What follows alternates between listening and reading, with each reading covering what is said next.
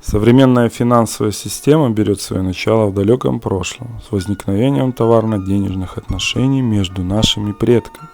Сначала это был бартер, люди обменивались товарами собственного производства, но со временем такая форма обмена стала неудобной и непрактичной, так как зачастую было сложно оценивать равнозначность сделки, поэтому люди начали искать альтернативу бартеру.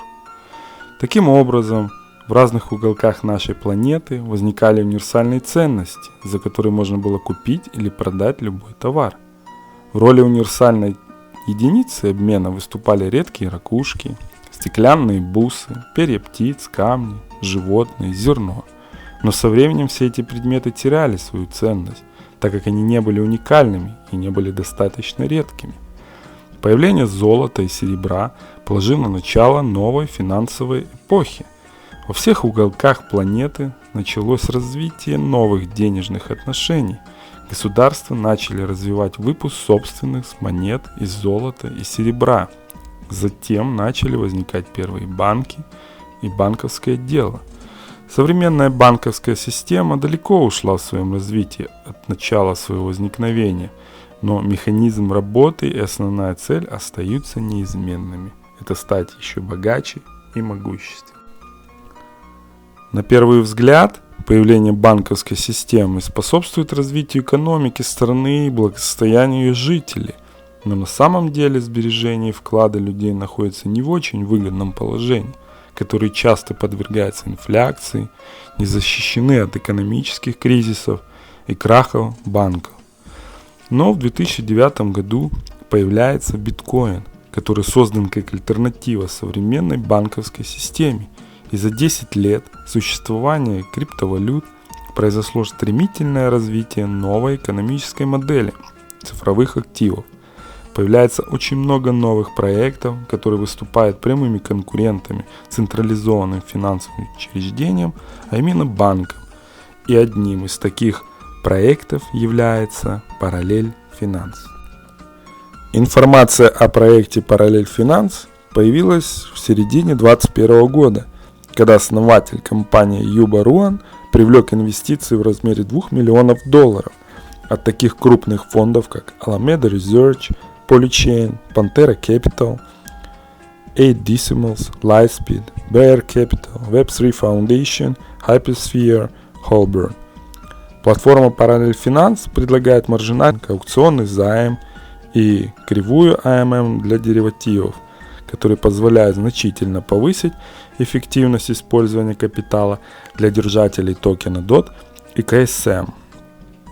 Суть маржинального стейкинга в том, что пользователи могут одновременно производить займ и совершать стейкинг своих активов.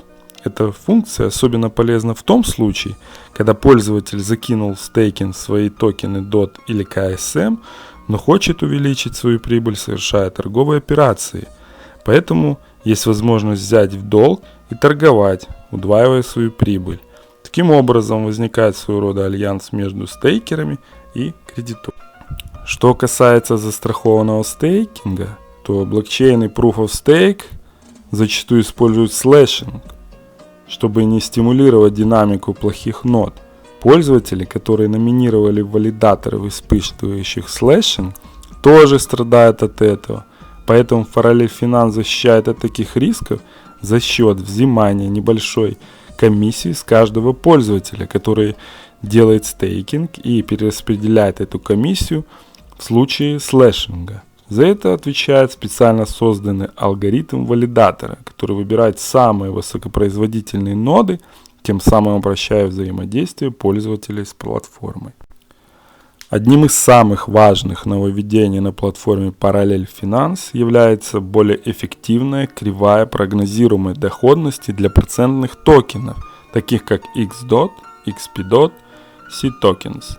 Эта кривая использует будущую стоимость процентных токенов, что снижает проскальзывание до нуля.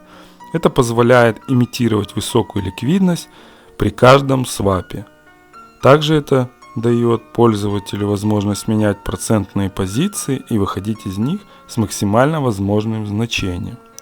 Также Parallel Finance использует трехсторонний пул вместо двухсторонних пулов AMM, где первый состоит из родного токена, второй из процентного токена, а третий это резерв стабильности. Пул стабильности работает, страхуя проскальзывание на кривой AMM. Parallel Finance может застраховать проскальзывание для свопов, которые используют до 1/6 пула. Свопы, которые используют больше этого процента, получают проскальзывание. Что касается аукционных займов, то проекты, заинтересованные в поиске источников DOT и KSM для своих парачейн аукционов, смогут использовать Parallel Finance в качестве уровня координации без разрешения для запроса займов с фиксированной или плавающей процентной ставкой и самим стимулировать взносы. Parallel Finance также решит проблему ликвидности пользователей, которые заблокировали свои токены DOT или KSM для участия в краудлоунах, предлагая возможность токенизировать вклады в качестве покупаемых акций, чтобы вкладчики оставались ликвидными на время взноса.